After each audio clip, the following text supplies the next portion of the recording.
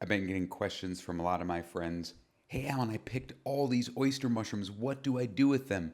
Crispy baked oyster mushrooms are one of my favorite ways to use large amounts when maybe somebody drops a whole bag off on your doorstep and you're like, what do I even do with all these?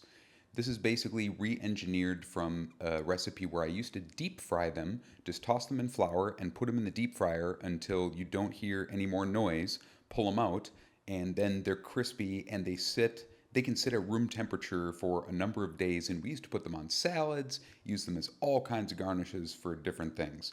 So you basically trim up your mushrooms. These are a little bit older than I would typically like, but they're what my friend gave me, so we're going with it.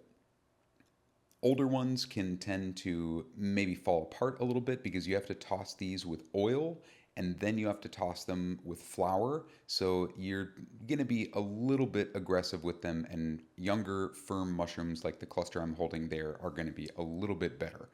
Even so, they'll still turn out great. This is a really easy recipe. Pull them into pieces, roughly the same size. You're going to add plenty of oil. It's going to be about 3 tablespoons for about 5 ounces of mushrooms. Still a lot less than deep frying. You're going to toss the mushrooms with the oil until they're thoroughly coated. You can use your hands too. And then we're going to make some seasoned flour. You can use whatever you want here. Add a little bit of blackening spice. Paprika is always good with baked and fried things. Toss that together with some salt. And then we're going to add the flour and stir. And we want to make sure that they're thoroughly coated because the oil, ideally, and it won't be perfect, that's totally fine. The oil and the flour need to contact each other so that you don't have raw flour. And if you see a little bit of raw flour on the mushrooms as they're cooking, you can turn them over or just go with it. They're going to taste fine either way. Now, for baking them, we're going to put them out into an even layer. I'm doing a double batch here, so I'm going to use 2 sheet trays. I like to line it with parchment, makes it easy to clean. Make sure that they're in an even layer and they're not overlapping because we need to have air circulation so that they can all cook down and get crisp at roughly the same time. Otherwise, some of them could burn. This is also why you want them to be roughly the same size there because we want them all to cook evenly.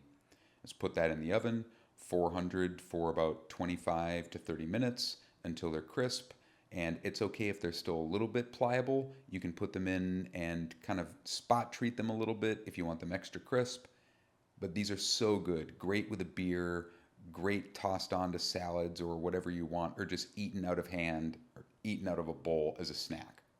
Just crispy baked mushrooms. Play around with the seasonings, make it your own. If you make it, let me know how you like it. Thanks for watching.